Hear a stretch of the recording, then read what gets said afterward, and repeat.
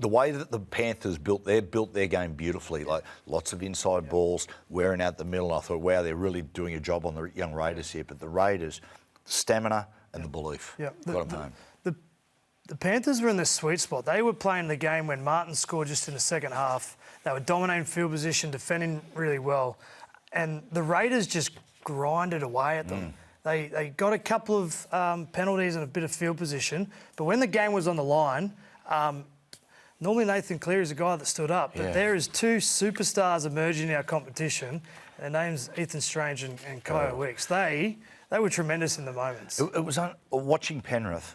It was interesting seeing guys make errors the last couple of weeks, which is unusual for them. Like Dylan Edwards come up with a couple of key errors, which is unlike Dylan. He's usually like sound as pound. And it was funny watching. In one essence of their game, Penrith, they were so disciplined and so good, defensively. They defend their line so well, but then they get possession back and they just make a costly error. Yeah. Where do you think they sit in relation to the other top teams? I think Penrith deserve a lot of credit for where they were to where they got to. The last two losses, I think they've missed the chance of finishing the top four. Have they used all their energy up in trying to get their season back to a level? 2 golden point games. Yeah. I still think they're a dangerous team. I don't see them winning the comp this year, but they are a dangerous football team. And it's a bit alarming. Not alarming, it can be easily fixed, but they're Dylan Edwards' error. Liam Martin not tackling Jed Stewart. There's a couple of moments that their senior guys would like to have back. You can't have that in September. Do you see, when guys make errors like that, do you see that as fatigue again? They were tight at the start of the year. They had an amazing run through the middle of the season. We said the drama with a slow start is you can spend your pennies getting to the finals. Yeah, you can. And I feel like that'll be their storyline. They'll get to week 1 maybe fall over week 2. But this isn't young guys that you would be worried about. This is rep players who have done it. So it's probably a conversation that Ivan Cleary goes, hey Dylan, we need you to get back to being the best fullback and holding on to that football. Before we talk about the Dogs Storm, isn't it funny this time of the year, Coop, get up this morning or come home this morning. What time did you come home this morning? Setting time? A little bit after midnight. Yeah, okay, sweet. Just after? 1:30?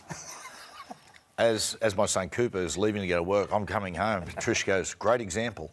But it's time of the year. You get there and you just, that warmth in the air. Yeah. Like it just feels, when you're a player, it just feels different, doesn't it? It's exciting. And it does. I think there's a lot of energy. We talk about energy and momentum, and the teams that have momentum, like whether it's placebo or real, like it does lift you through September. The birds are chirping, the sun's out, the weather's better, and if you have confidence in your footy team, you can ride that all the way to grand final day. Dogs going into the game. What's funny here, Coop, that going into that game the other night, they were 6-1 to win the comp, or $6.50. They've gone out to 9s. I totally disagree with that. I actually really like what I saw in the Dogs' performance from what they found in the second half. Their second half, Coop, they found their formula. They had far less emphasis on trying to force the football and force their attack, and they just poured their energy into their defence, and I thought they looked very, very good. They were unlucky not to pinch it. I think the Dogs are still a threat. I agree with you. On their day, they can get it done. But over the last month, I think there's a key part of the game that's becoming obvious. The Dogs do it well and they win this area, they'll win. If they lose it, they'll lose. It's ruck speed. Their smaller middle forwards are their strength and their weakness. If they get slow play the ball, Kurt Mann, Hayward Curran, they're going to struggle running into Payne Haas, Moses Leota, the Roosters pack, right? But if they get ruck speed with forward momentum, the way they shift the ball and their footwork will put those bigger forward packs under threat. So I feel like I've learned a lot about the Dogs. If they win the ruck, more than not, I think they can win the comp. If they play off a slow play the ball, I don't know their smaller bodies can get the forward momentum that their spine are going to need to make good decisions. Watching them defend in the second half, it was a rushing, swarming defence. It reminded me so much of you blokes in those 2006, 7, 8, those years, and the fact that you didn't have as big a pack as a lot of the other sides. but you were like the pack was like hyenas, defended like hyenas. A lot of people in tackles. And the second half, that's how the Dogs defended. It was almost like Serraldo gave him a rocket and said, we're not doing the Bulldog style of football. Go out there and defend. And defensively, their leg speed is a good thing because they can move fast across the field better than most. But when they want to score points, got to win that. Got to win the ruck. They need to find a way to have faster play the ball speed. I thought Galvin was very, very good, and people go, "Oh, I'm not a Galvin," but you got to talk about him. He's the 7, right? I thought that. His ability to sort of break out of the structure a little bit. I liked the way he ran the football. He was a constant danger, sort of poking his nose through. I will say this, Coop. I still maintain. I don't see Lockie. I don't see him as a 7. I don't think. To me, Lockie is that roaming, skillful 13. Right. That's how I see him. You know, like when at the moment we're seeing Dewey in the 7 before he got injured in the weekend, and he's playing for me. Dewey will evolve into that 13 sort of role, and that's how I look at Galvin. I'll tell you what, if he put on size and went down that 13 path, like, geez, he'd be a very smart 13. There's one thing that I think 13s don't do. Isaiah Yeo is the pinnacle, right? But 13s don't kick. Imagine if you had a ball playing 13 who could kick as well. And right. Galvin's got that in his skill. There's some positions that continually evolve, and 13's one. You know, 13 traditionally was a... 13 traditionally, you know, through the 70s and the 80s, was was almost a short side playmaker. He was like the second 6. And then all of a sudden, through Bradley Clyde, he became a meter reader. Then all of a sudden, because we class them as a middle now, they become Taumalolo and whatnot. And now what we're starting to see is going, okay, we've got to score points to win, and they're starting to become more of that skillful player. I think Galvin could be a 7, and I think he can be a very, very good 7. He's got to improve in a couple of areas, like his king game needs to evolve, but that will come with time. Like we always judge our young players, the 30-year-old version of themselves, right? In 3 years' time, I think this guy can be a dominant 7 in the comp. But right now, he's got some areas to improve. And if he can get that done, there's no doubt that they're a threat. A little bit of a train spotter thing that we like to do. And let's have a look at what he does. He does a little drop-off play. There's not a lot on here. And so what he does, he decides to burn a play. Okay, and we just stop it there now. If you're going to burn a play, I think you've got to get something out of the play. And how you do that is you burn a play at an opposition middle. Right. And you see Penrith do it a lot. They always, when they do an inside ball, Penrith are always sending the ball back to the post. If this was Penrith, he'd hit on the outside there, because you want to make the opposition middles make more and more. You know, you want to burn out their engine, and that's just only a tiny little one there.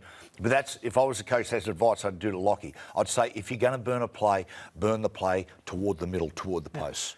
It's funny, like we always go through this argument around a structure versus ad lib, right? And anyone who thinks they play eyes up 6 tackles in a row, they're off their head. Yeah, that's right. You can't. You need to reset the field position at some stage. But the way you reset can be pedestrian or it can be dynamic. And you'd lean towards dynamic, because the more you can create chaos in the defensive line, the more opportunity you'll get the ball to the threat where it needs to.